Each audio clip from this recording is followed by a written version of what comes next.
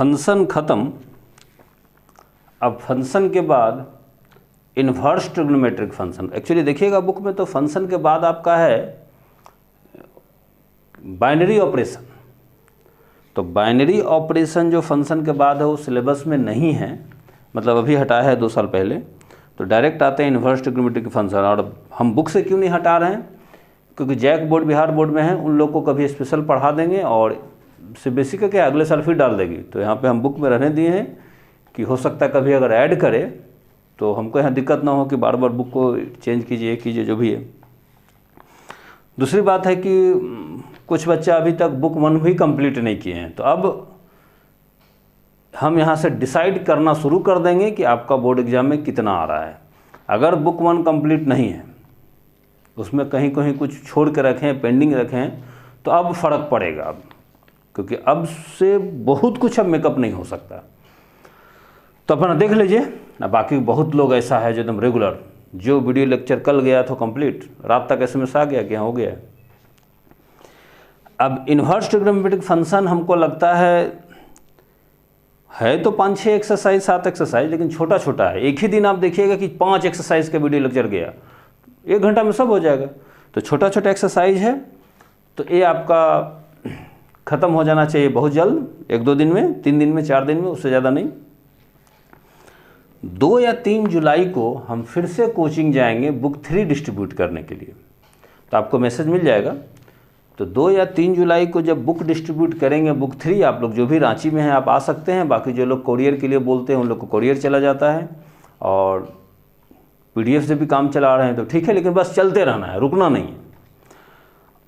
उस दिन हम एक नया, देखिए मेरा मेन टारगेट जो 95+ रहता है वो सबको ही कहाँ से ला देगा। तो कारण क्या होता है, सीधा बहुत सोच समझ के बुक डिज़ाइन किया गया था कि सीबीएसई के लिए ख़ास तौर पे जो भी चाहिए सब कुछ है। आप सिर्फ पूरा बना लीजिए और इतना अच्छा से बनाइए कि इसका क्वेश्चन गलत नहीं करेंगे तो 95 ऐसे पार कर गया। ये बना नहीं पाता है बहुत कोई, इधर उधर। अभी देखिए ना, बहुत कोई जो लोग आप हैं, कितने लोग बुक 1 कंप्लीट किए हैं। जो लोग किए हैं वो एकदम ठीक पोजीशन पे है, जो लोग नहीं किए हैं कभी ये छोड़ दिए, कोई एक्सरसाइज छोड़ दिए, जैसे तैसे पढ़ रहे हैं, बोलने वाला कोई है नहीं, और सोच रहे हैं कि लास्ट में पढ़ लेंगे। तो हमको पता है, तो फाइनली फ़र्क पड़ जाएगा। ये बुक को कंप्लीट कर लेने से बहुत अच्छा पोजीशन पे आप रहेंगे। लालच तो होता है हमको कि बहुत ज़्यादा बच्चे 95+ लाएं। ऐसे मेरा कोचिंग में जितने लोग 95+ लाते हैं वो ऐसे बहुत ज़्यादा है, लेकिन अगर और लोग चाहिए तो क्या कर सकते हैं कि हम आप पूरे कंप्लीट कीजिए ना, रेगुलर होमवर्क पूरा कंप्लीट कीजिए। उसका हम एक एक्सपेरिमेंट सोचे थे कि अगर आप लोग कंप्लीट बुक बना रहे हैं तो मेरे तरफ से कुछ प्राइज अगर रहेगा तो शायद कुछ लोग एकदम हाँ भाई चलो बनाओ। ये सोचकर एक बुक बनाने के लिए एवरेज आपको इतना मोटा कॉपी लग जाएगा, एमसीक्यू मार्क्स वाइज सब मिलाकर इतना मोटा कॉपी लग जाएगा। तो हम एक दिमाग लगाए कि मैक्सिमम बच्चा से हम कैसे बुक बनवा दें। कितना का होमवर्क आप चेक कीजिएगा, 50% तक का होता है। कुछ लोग को ज़्यादा प्रेशर दीजिएगा तो वो दूसरा दिन एब्सेंट कर जाता है, फिर तीसरा दिन आता है क्योंकि उसको पता होता है सर टोकेंगे। फाइनली हम सोचे थे कि जो नया सेशन शुरू होगा, फर्स्ट क्लास में एक कॉपी हम डिस्ट्रीब्यूट करेंगे। एक कॉपी हम अपना, अगर आपको उतना दूर से दिख रहा होगा तो हम प्रेस में दिए थे कि आप मेरा कोचिंग का कॉपी डिज़ाइन कीजिए। तो बढ़िया से डिज़ाइन कर दिया, एकदम एक बुक के लिए काफ़ी है। अब ये बांटने नहीं सोचे थे, हम सोचे थे कि फर्स्ट क्लास हम सबको दे देंगे जो मैट्रिक्स बना रहा है। फर्स्ट क्लास मैट्रिक्स से शुरू होता है। अगर आप पूरा मैट्रिक्स को इसमें बना लिए, बुक 1 को पूरा इसमें बना लिए, ख़त्म एकदम सीरीज वाइज। अगर कोई क्वेश्चन आपका डाउट है तो उसके लिए जगह छोड़िए, क्योंकि हम जब इसको चेक करेंगे तो एकदम सीरीज में होना चाहिए। क्योंकि हम कैलकुलेशन चेक नहीं करेंगे, हमको ये चेक करना बनाए हैं कि नहीं बनाए हैं। सही बनाए हैं, गलत बनाए हो तो 99% केस में आपको ही पता चल जाता है, आंसर मिला तो सही है। हाँ, कुछ प्रोसेस की बात रहता है। तो अगर आप बुक 1 को कंप्लीट बना कर हमको कॉपी दिखा दिए, एक दिन हम रखेंगे इसको चेक करने के लिए, तो बुक 2 के लिए आपको फिर से कॉपी मिल जाएगा, नहीं तो नहीं। ये प्रोग्राम था। इससे हमको लगा कि कम से कम 20-25 बच्चा को तो हम उठा ही सकते हैं। चलो भाई, खर्चा बच जाएगा कॉपी का और हमको लगता है जितना मोटा कॉपी है मार्केट में 125 से 150 तक आपको कॉस्ट पड़ जाएगा, वो आपका बच सकता है। इस चक्कर में कम से कम 20-25 बच्चा भी अगर बुक बना लेता है तो मेरा जो टारगेट है 95 प्लस, वो 20-25 को और उठा सकते हैं। अब कुछ लोग थेथर है, वो लोग तो गया, ठीक है, कुछ भी कर लो तुम, हम नहीं पढ़ेंगे, तो लोग तो गया। तो 2 तारीख को जो लोग रांची में हैं उन लोग को हमें डिस्ट्रीब्यूट करेंगे 1 पीस। अगर इसको कंप्लीट कोई एक बुक इसमें करके दिखा दिए तो फिर दूसरा पीस, तीसरा पीस, फिर आप लेते जाइए। मन खुश हो गया तो फिजिक्स केमिस्ट्री के लिए भी आपको दे देंगे, खाली हमको एहसास हो जाए आप कंप्लीट रेगुलर होमवर्क कर रहे हैं। जो लोग रांची के बाहर हैं हम उसको कोरियर नहीं कर पाएंगे, वजन ज़्यादा है, पता नहीं कितना पेज है, हम तो देखे भी नहीं, मोटापन आप देख रहे हैं कि एक बुक तो इसमें हो जाएगा। तो जो लोग रांची के बाहर हैं उन लोग को कोरियर नहीं जा सकता, वजन बढ़ जाएगा, कॉस्ट बढ़ जाएगा। तो आप लोग जब आइएगा तो आप लोग को हम डिस्ट्रीब्यूट करेंगे, ठीक है। और बाकी हम उतना ज़्यादा कुछ सोचे नहीं है, लॉकडाउन हो गया, कौन कहाँ है पता नहीं, क्लास सब कर रहा है, तो उतना हम ज़्यादा कुछ सोच नहीं पाए अभी। हाँ, फिलहाल जो लोग रांची में उसको हम डिस्ट्रीब्यूट कर देते हैं, बाकी लोग अपना जिस कॉपी में बना रहे बनाइए। अगर वही कॉपी हमको दिखा दिए तो अगला कॉपी आपको जो बचा हुआ चैप्टर उसके लिए मिल जाएगा, या फिजिक्स केमिस्ट्री के लिए दे देंगे। मतलब फाइनली एक बुक हमको कंप्लीट सॉल्यूशन मिल गया तो हम एक कॉपी आपको दे देंगे, ठीक है। तो ये था इसके बारे में बात। अब आते हैं हम लोग एक्सरसाइज पे। पेज 77 में इन्वर्स ट्रिग्नोमेट्रिक है। Coming to that, inverse trigonometry function, यही भयानक है, सब दिख रहा होगा। कहानी क्या है इसका? फंक्शन हम लोग का चैप्टर ख़त्म कैसे हुआ? पहले फंक्शन को देखते थे 1 1 ऑन 2 ये सब, फंक्शन ए से बी। लास्ट और सेकेंड लास्ट टॉपिक था इन्वर्टिबल फंक्शन, मतलब इधर से उधर तो एफ ले गया, अब उधर से इधर कौन लाएगा, तो एफ इन्वर्स। जाने के लिए डबल तो आने के लिए आधा, तो ये जाने वाला जो है वो फंक्शन एफ है, तो आने वाला एफ इन्वर्स हो गया, उधर से अब वापस इधर आ जाएगा। तो इन्वर्स सबका पॉसिबल नहीं था, 1 1 ऑन 2 मेनी 1 इन 2 जो भी है सबका पॉसिबल नहीं था। इन्वर्स सिर्फ एक का पॉसिबल है, वो है 1 1 ऑन 2। इससे पुराना कहानी है, 1 1 ऑन 2 अगर है तो फंक्शन इन्वर्टिबल है। अब इन्वर्टिबल फंक्शन में हमको ऐसा याद नहीं है, कोई भी इन्वर्टिबल फंक्शन जो था उसमें आप ट्रिग्नोमेट्री का नहीं देखे होंगे, fx 2x x square x plus 1 कुछ भी है, शायद ही कहीं ट्रिग्नोमेट्री मिला हो, क्योंकि ट्रिग्नोमेट्री थोड़ा अजीब है। Normal question fx equal to sine x so that it is invertible, ऐसा कुछ फंक्शन रियल नंबर से रियल नंबर तक है, फंक्शन रियल नंबर से रियल नंबर तक है, तो हमको शो करना है इन्वर्टिबल है। तो आप ट्रिग्नोमेट्रिक फंक्शन का इन्वर्टिबल की बात कर रहे हैं। Generally fx equal to 2x 5x होता तो ठीक है, जाने के लिए जो भी है x को सब्जेक्ट बना देते थे तो आने के लिए वो नया फंक्शन मिल जाता था। ट्रिग्नोमेट्री में झंझट है, इसीलिए इन्वर्स ट्रिग्नोमेट्री क्या है कि अगर फंक्शन ट्रिग्नोमेट्री है, ट्रिग्नोमेट्रिक फंक्शन है, sine x plus cos x कुछ भी है, तो उसका इन्वर्स का एक अलग कहानी है, मतलब कुछ नया पेचीदा चीज़ है। तो एक चैप्टर ही अलग कर दिया है कि इन्वर्स ट्रिग्नोमेट्री, मतलब नॉर्मल चीज़ जो आप पढ़े हैं इन्वर्स ऑफ अ फंक्शन, बस ट्रिग्नोमेट्री है तो उसका इन्वर्स एक अलग तरीके से अलग कहानी के साथ हम लोग पढ़ेंगे, और इसका कम से कम 4 या 5 नंबर का बोर्ड एग्जाम में पूछेगा इस चैप्टर से, इन्वर्स ट्रिग्नोमेट्री से। कुछ नहीं है, छोटी छोटी बात है, इसमें है वही चीज़। फंक्शन अगर ट्रिग्नोमेट्री है तो उसका इन्वर्स का क्या कहानी है, क्या सिंबल है, नया नया चीज़ बहुत आएगा, अब कहानी लेकिन वही है। तो बात अब यहाँ ये है कि जो सर्टन पॉइंट है उसको समझाने के लिए इतना ड्रामा ये सब है। बाकी एक बार बात समझ में आ जाए तो हम उसको याद रखेंगे, हाँ सच है, अब उसके बाद आगे चैप्टर बहुत ईजी। देखिए हम आपको समझा रहे हैं, नॉर्मल फंक्शन, अभी इन्वर्स ट्रिग्नोमेट्री की बात नहीं कर रहे हैं, सपोज नॉर्मल फंक्शन है, हमको इन्वर्स इन्वर्स निकालना है, देख रहे हैं। देखिए फंक्शन रियल नंबर से रियल नंबर तक है fx साइन एक्स से, नॉर्मल हम कहानी करते हैं, रियल नंबर से रियल नंबर तक। अब ट्रिग्नोमेट्री है तो इधर रियल नंबर हम कुछ भी लिए हैं, अब ऐसा लिए हैं 1/√2 √3/2 सब रियल नंबर है, तो ये सभी क्यों लिए हैं? अरे ट्रिग्नोमेट्री में आपका यही सब ना वैल्यू आएगा, बाकी है 5 9 7 1 करोड़ 10 करोड़ सब है इसमें, लेकिन हम सर्टन को ही लिखे हैं समझाने के लिए जस्ट। अब इधर भी रियल नंबर है तो इधर का जो रियल नंबर है वो रियल नंबर हम पाई के टर्म में लेंगे ताकि एंगल भी रिप्रेजेंट हो, पाई 22/7 वो भी रियल नंबर है। तो हम इधर पाई के टर्म में लिए हैं, π/6, π/4, π/3, ये सब जानबूझकर वो सब एंगल है जो आपको आता है। π/19 भी कोई एंगल है, जैसे 57.32 डिग्री, तो भी तो कोई एंगल है। तो ऐसा बहुत कुछ हो सकता है, लेकिन हम आपका जाना पहचाना वाला लिए हैं। बाकी और जितना अचरा कचरा एंगल है सब इसमें है, ठीक है, बस हम सर्टन को लिखें सिर्फ है। अब इन्वर्स ट्रिग्नोमेट्री बाद में हटाइए। ये जो फंक्शन है fx = sin x, देखते हैं 11/2 है कि नहीं। अगर फंक्शन 11/2 है तो ठीक है, उसका इन्वर्स भी पॉसिबल है, लेकिन अगर 11/2 नहीं है तो उसका इन्वर्स का बात ही बेकार है। तो देखते हैं sin x जो फंक्शन है वो 11/2 है या नहीं। fx sin x, 0 का इमेज 0, sin 0 0 होता है।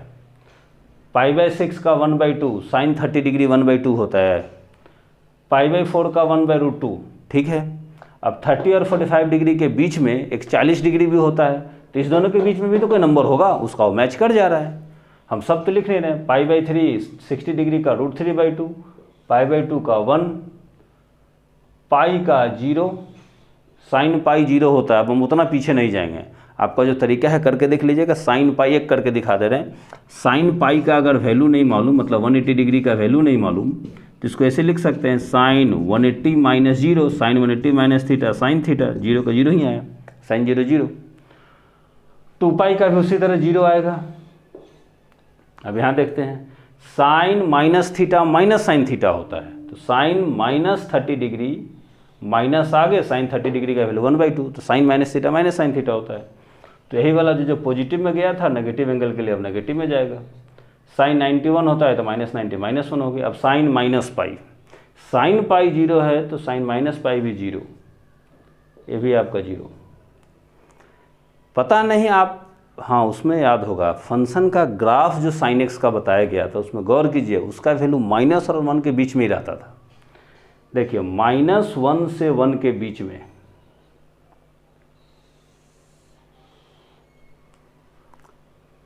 कुछ भी लीजिए आप, -1 और 1 के बीच में ही आ रहा है, ठीक है। मतलब 1 के ऊपर 2 3 4 5 उसका प्री इमेज नहीं है, -1 के नीचे -2 -3 -4 -5 उसका प्री इमेज नहीं है। ये फंक्शन ऑन टू नहीं है, ये फंक्शन ऑन टू नहीं है। इन्वर्टिबल होने के लिए 1 1 ऑन टू दोनों होना चाहिए, तो यही खेल खत्म, ऑन टू नहीं है। अभी 1 1 भी देख लेते हैं। पाई का इमेज 0, 0 का इमेज 0, -पाई का 0, ढेर सारा एलिमेंट का सेम इमेज है, तो 1 1 भी नहीं है। हो गया, चैप्टर पढ़ने जा रहे हैं हम लोग ट्रिग्नोमेट्री का इन्वर्स, और वो 1 1 ऑन टू है ही नहीं, उसका इन्वर्स पॉसिबल नहीं है, तो खेल खत्म। लेकिन ज़बरदस्ती इसको फंक्शन बनाते हैं। कहानी क्या है, ये फंक्शन मिनिमम क्यों हुआ? क्योंकि सर्टन इंटरवल के आप बाहर चल गए थे। कितना अच्छा 1 1 आ रहा था, -90 का -1, देखिए 1 1 आ रहा है। जैसे 90 के बाहर चले गए आप, 180 360, तब मिनिमम हुआ।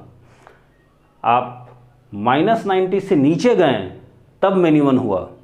अगर आप -90 और 90 के बीच में रहते सिर्फ, तो देख लीजिए 1 1 है एकदम पक्का, 1 1 है अगर -90 और 90 लेते हैं तो। अच्छा 1 1 का बात हो गया। अब ऑन टू, किसका किसका प्री इमेज नहीं है? 1 से ज़्यादा नंबर का प्री इमेज नहीं है, -1 से कम नंबर का प्री इमेज नहीं है। तो अगर इधर भी रिस्ट्रिक्ट कर दें कि -1 और 1 से ज़्यादा नहीं लेना है, तब तो सबका प्री इमेज है।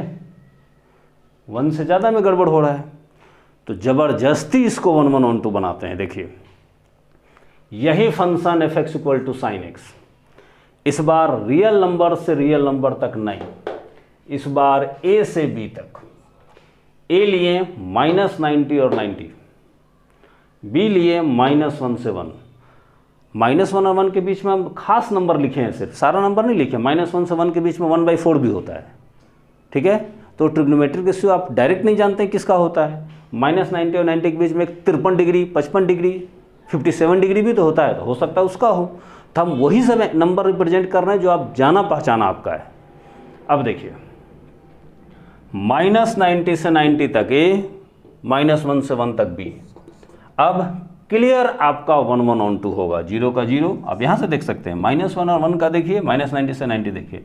अब क्लियर 1 से 1 1 है, अब क्लियर ऑन टू है। अब ये फंक्शन 1 भी हो गया और ऑन टू भी हो गया। अब इसका इन्वर्स पॉसिबल है। और हम फिर रिपीट कर रहे हैं, हम लोग क्या पढ़ रहे हैं, हम लोग पढ़ रहे हैं इन्वर्टिबल फंक्शन जो पढ़ चुके हैं, बस इस बार सिर्फ स्पेशली ट्रिग्नोमेट्री का पढ़ रहे हैं, वही इन्वर्स ट्रिग्नोमेट्रिक फंक्शन। बाकी सबका इन्वर्स तो अलजेब्रा है, सबका जो 2x + 3 5x + 9 वो सब हो चुका है। ट्रिग्नोमेट्री का स्पेशल हम लोग इन्वर्स पढ़ने जा रहे हैं। ये 1 1 ऑन 2 है। अब ये 1 1 ऑन 2 है तो इसका इन्वर्स भी पॉसिबल होगा। ए से बी तब उलट दीजिए। अब बी से ए देखिए, π/2 का 1 तो इन्वर्स में 1 का π/2 उल्टा कर दिए। अब ए 1 1 ऑन 2 था, इन्वर्स पॉसिबल है तो अब इसका इन्वर्स ए आ गया। अब ए देख लीजिए, ए से बी को बी से, यहाँ टाइम वेस्ट ना हो इसलिए हम पहले से फिगर उगर बना के रखे थे। तो अब वो इन्वर्स आपका पॉसिबल हो गया। एक कहानी है यहाँ पे। अब प्रॉब्लम क्या है, अब सिर्फ उसकी बात करते हैं। फंक्शन बी से, अब अगर f है a से b तो b से a, अगर 1 1 ऑन 2 है तो इसका इन्वर्स भी पॉसिबल है। तो b से a को हम लोग f इन्वर्स बोलते थे, लेकिन ट्रिग्नोमेट्री है इसमें f ही बोलेंगे। इन्वर्स हम लोग ट्रिग्नोमेट्री में लगाते हैं। देखिए कैसे, fx जो है sin x है, ये वाला fx है sin x, तो इसको भी हम लोग fx ही बोलेंगे। लेकिन ये इन्वर्स है तो हम लोग इन्वर्स यहाँ लगाते हैं, sin इन्वर्स x। अब शायद क्लियर है, यहाँ पे हम लोग f इन्वर्स ओ वाला सिंबल नहीं लगाते हैं, यहाँ ट्रिग्नोमेट्री में इन्वर्स लगाते थे sin इन्वर्स x, मतलब -1 पावर में। अब ये fx हुआ, fx = sin x, अब इसका inverse fx = sin inverse x। अब ये सबको साइड कर देते हैं, अब हम लोग सिर्फ उसका बात करते हैं। फंक्शन यहाँ से यहाँ तक है, और ये पॉसिबल कब हुआ, क्यों? इसमें तो पॉसिबल नहीं था, 1 1 ऑन 2 नहीं था। ये पॉसिबल क्यों हुआ? क्योंकि आप -90 से 90 तक इसको रखे थे, -1 से 1 तक इसको रखे थे। ये रिस्ट्रिक्शन है, अगर इससे बाहर चल जाइएगा तो प्रॉब्लम है। तो पहले एक चीज़ समझा दे रहे हैं, हम अभी थोड़ी देर बाद बोर्ड में लिखेंगे, फिलहाल अभी पेज 78 में आइए, अभी आइए। अभी पेज 78 में एक चार्ट है, उस चार्ट में देखिए number 1 y = sin inverse x, domain -1 से 1। देखिए -1 से 1, अब इन्वर्स का बात कर रहे हैं, इसका आपका छोड़िए, sin इन्वर्स x है, मालूम है, ये वाला डोमेन, ये वाला कोडोमेन। अब डोमेन और एक कोडोमेन को आप रेंज भी बोल सकते हैं, रेंज। अरे 1 1 ऑन 2 फंक्शन था, ऑन 2 फंक्शन है तो रेंज ही कोडोमेन होगा। तो ये डोमेन है कोडोमेन, तो वहाँ पे देखिए उस चार्ट को मेंशन है, sin इन्वर्स x का डोमेन -1 से 1 तक और उसका रेंज -90 से 90 तक। क्या बोले उसको भूल भी जाइए ना, वो चार्ट याद रख लीजिए, काम खत्म। इस चार्ट कहाँ से आया, कैसे आया, वो हम समझा रहे थे कि sin इन्वर्स x का डोमेन -1 से 1 तक क्यों नहीं होता ऐसा, तो फंक्शन 1 1 ऑन 2 था ही नहीं, इन्वर्स का झंझटे नहीं था। तो इन्वर्स इसका पॉसिबल हो, इसको 1 1 ऑन 2 बनाए रखें, इसके लिए रिस्ट्रिक्शन था। तो पहला देखिए sin इन्वर्स x का -1 से 1 तक डोमेन, रेंज -90 से 90। अब दूसरा वाला cos इन्वर्स, अब cos इन्वर्स का फिर से हमसे अब नहीं बताएंगे, अब यही कहानी अगर cos इन्वर्स का सिर्फ चलेगा। cos इन्वर्स में अगर 1 1 ऑन 2 बनाए रखना है तो 0 से 180 तक का देखिएगा 1 1 आ रहा है, उससे बाहर जाइएगा तो 2 का सेम इमेज आ जाएगा, मिनिमम है। तो cos इन्वर्स को 1 1 ऑन 2 बनाए रखने के लिए 0 से 90 लेना होगा और ये वाला -1 से 1 तक। तो देखिए cos इन्वर्स का डोमेन है -1 से 1 सेम डोमेन है, लेकिन उसका रेंज 0 से 90 है। तो बाकी सारा चार्ट आपके सामने है, उसको याद रखना है और याद ज़बरदस्त तरीके से रखना है। नहीं याद रखिएगा तो हमको नहीं लगता है बहुत ज़्यादा फर्क पड़ेगा, क्योंकि इससे रिलेटेड 1-2 नंबर का क्वेश्चन में आ सकता है। MCQ में तो हम कितना देखे हैं, सीधा question, the inverse of domain, domain of inverse of sec inverse का सीधा डोमेन पूछ दिया है और आपका 4 चॉइस है। तो सीधा आपको चार्ट याद रहेगा तो आप टिक मारिएगा, नहीं तो नहीं। तो इन्वर्स ट्रिग्नोमेट्री में भी का MCQ में भी उस चार्ट की ज़रूरत है। तो फाइनली ये चार्ट याद रखना है। आप जैसे कीजिए, मेरा काम था समझाना कि ये चार्ट कहाँ से आया। चलिए अभी चार्ट मान लीजिए याद रख लिए कि इन्वर्स ट्रिग्नोमेट्रिक फंक्शन साइन का पॉसिबल है अगर डोमेन इतना रेंज इतना तो ठीक है। अब कुछ और बात करते हैं। दो बात हमको समझाना है, ये दोनों बात को बढ़िया से समझ लीजिए। अब देखिए F x sine inverse x, अभी नया फंक्शन है, अब इस फंक्शन को भूलिए, नया फंक्शन आया F x sine inverse x. F x sine inverse x, sine inverse x, अब बोलिए साइन इनवर्स 1 क्या हो जाएगा, π/2। अब इन्वर्स चल रहा है, साइन के केस में क्या होता था, साइन π/2 1 आता था, अब साइन इनवर्स 1 π/2 आएगा, उल्टा उल्टा। अगर कोई पूछे साइन इनवर्स 1/√2 तो साइन इनवर्स 1/2 π/4। जो हम बात बताना चाहते हैं उसको अच्छा से दिमाग में रखिए, आगे कन्फ्यूजन नहीं होगा। इनवर्स का मतलब वो एंगल है, sine inverse, cos inverse, tan inverse, कुछ भी इनवर्स, जो आंसर आएगा वो एंगल होगा। साइन इनवर्स 1 π/2, जैसे साइन इनवर्स दिखा कन्फर्म ये एंगल है। कौन सा एंगल है, तो साइन इनवर्स 1 को π/2 आप यहाँ से लिख दिए थे, अब डायरेक्ट, अब इसको भी छोड़ दीजिए। साइन इनवर्स 1 का क्या आंसर होगा, तो साइन इनवर्स 1 एक एंगल है, कोई भी इनवर्स एक एंगल है, साइन इनवर्स 1 एक एंगल है, ऐसा एंगल जिसका साइन 1 आता है। वो कौन सा एंगल है जिसका साइन 1 आता है, 90 डिग्री, साइन 91 आता है, तो 1 लिख दीजिए। इसको प्रैक्टिस कराना बहुत जरूरी है। साइन इनवर्स 1/√2 एंगल है, कौन सा एंगल है, ऐसा एंगल है जिसका साइन 1/√2 आता है, तो कौन सा एंगल का साइन 1/√2 आता है, π/4। अब साइन से बाहर जा रहे हैं, अगर कोई पूछ दे tan इनवर्स 1, इनवर्स पूछ रहा है, कंफर्म एंगल आंसर है, तो कौन सा एंगल आंसर है, tan इनवर्स एक ऐसा एंगल है जिसका tan 1 आता है, तो किसका tan 1 आता है, 45 डिग्री, tan π/4 1 होता है। तो कभी भी अगर इन्वर्स का वैल्यू लिखना हो तो हम ऐसे सोचेंगे। अब बाकी सीधा वाला आपको याद होना चाहिए, cos 30 डिग्री √3/2 ऐसा जो भी है वो सीधा वाला याद होना चाहिए, बाकी उसको रिवर्स कर देना है। पहला बात तो ये था, ठीक है, कि कभी भी इन्वर्स पूछेगा तो एंगल है, और सोचने का तरीका बता दिया, ऐसा एंगल है जिसका tan 1 आता है। ये तो फर्स्ट बात हुआ। एक दूसरा बात भी इसमें याद रखना है, देखिए यहां से देखते हैं, साइन π/2 क्या है, साइन π/2 1 है, साइन 90 डिग्री 1। अब इन्वर्स की बात करें, साइन इन्वर्स 1 क्या है, तो साइन इन्वर्स 1 π/2, ठीक है। तो एक चीज और हम याद दिला दे रहे हैं, यहाँ थोड़ा जगह है, यहाँ समझा रहे हैं, ये बहुत बेजोड़ ज़रूरत पड़ेगा। पहले तो शायद आपका क्लियर है, ये बहुत बेजोड़ ज़रूरत पड़ेगा। देखिए साइन π/2 1 है तो साइन इनवर्स 1 π/2, साइन π/2 1 है तो साइन इनवर्स 1 π/2। आप याद ऐसे रखिए, साइन उधर याद रखने के लिए कोई तरीका नहीं है, साइन यहाँ से हट गया, देखिए π/2 हो गया, और उधर गया तो इन्वर्स बन के गया, साइन इन्वर्स पावर -1 हो गया, जो साइन इधर से उधर गया इन्वर्स बन के चला गया। आप ऐसे याद रखिए, अगर साइन अल्फा बीटा है तो अल्फा क्या हो जाएगा, तो साइन उधर जाएगा, साइन इन्वर्स बन जाएगा, साइन इन्वर्स बीटा। किसी के लिए भी tan में देखते हैं, tan a अगर b है तो a क्या हो जाएगा, tan इन्वर्स b। अच्छा, इन्वर्स में भी यही केस है, अगर cos इन्वर्स a अगर b है, अब इन्वर्स है, tan गया तो इन्वर्स बन के गया, इन्वर्स जाएगा तो इन्वर्स हट जाएगा। cos इन्वर्स a अगर b है तो a = cos b, इन्वर्स गया तो इन्वर्स हट गया। तो ये भी आपका समझाया गया वहाँ पे पेज 78 में बढ़िया से। अब मेरा सजेशन है कि क्वेश्चन पे आने से पहले आप पेज 77 और 78 को अच्छा से रीड कीजिए। इतना कहानी हो गया, अब हम लोग आते हैं क्वेश्चन पे। एक्सरसाइज 2P,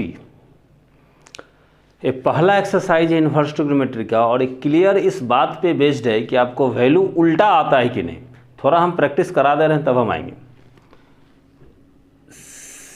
साइन इन्वर्स 1/2 ये एंगल है, इन्वर्स मतलब वो एंगल है। कौन सा एंगल है जिसका साइन 1/2 आता है? तो 30 डिग्री का साइन 1/2 आता है, आपको रेडियन में लिखना है π/6। और कॉस इन्वर्स √3/2, ये भी एंगल है, इन्वर्स मतलब एंगल है, ऐसा एंगल है जिसका कॉस √3/2 आता है, तो कॉस 30 डिग्री √3/2 होता है, ये भी π/6। टैन इन्वर्स √3, ये एंगल है, कौन सा एंगल है जिसका टैन √3 आता है? तो टैन √3 π/3 60 डिग्री। तो पहला एक्सरसाइज कंप्लीट इस पे बेस्ड है। तो और आगे का एक्सरसाइज आगे देखेंगे, फिलहाल 1 का 2।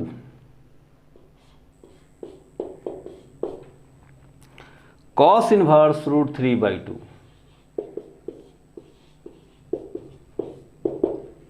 लो तो फोकट में हो गया। कॉस इन्वर्स √3/2 सीधा लिख दीजिए, ये एक एंगल है, ऐसा एंगल जिसका कॉस √3/2 आता है, π/6। तो 1 का 2 π/6। एक थोड़ा लंबा चौड़ा दे रहे हैं, 4th number. Find the value of tan inverse twice cos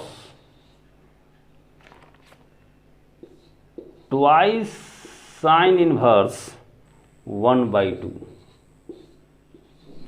ये लंबा चौड़ा है, धीरे धीरे धीरे हम लोग कवर कर जाएंगे इसको। टैन इनवर्स कंप्लीट मत देखिए, पहले इसको सॉल्व कीजिए, फिर 2 से इंटू कीजिए, फिर धीरे धीरे धीरे अंत तक हम लोग पहुंच जाएंगे। Twice cos inverse cos twice sine inverse 1/2 sine inverse 1/2। एक एंगल है, ऐसा एंगल है जिसका साइन 1/2 आता है, π/6। इस पोर्शन को सॉल्व कर दिया, अब इसको सिंप्लीफाई करते हैं। आप जितना डायरेक्ट कर दीजिए, हम तो एक एक स्टेप दिखा रहे हैं। ट्वाइस कॉस, अब ये सॉल्व होगा तो π/3।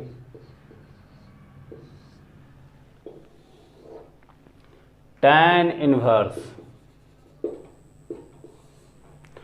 Twice cos π/3 cos 60 degree 1/2।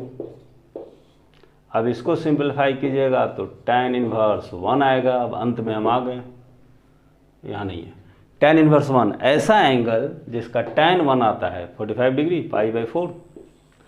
तो जो हम पढ़े हैं वही आपका 2-3 स्टेप करके आगे बढ़ रहा है। तो ये था फर्स्ट एक्सरसाइज, जिसमें बहुत कम क्वेश्चन है, आप तुरंत 5 मिनट में बना के ख़त्म कीजिए। Thank you.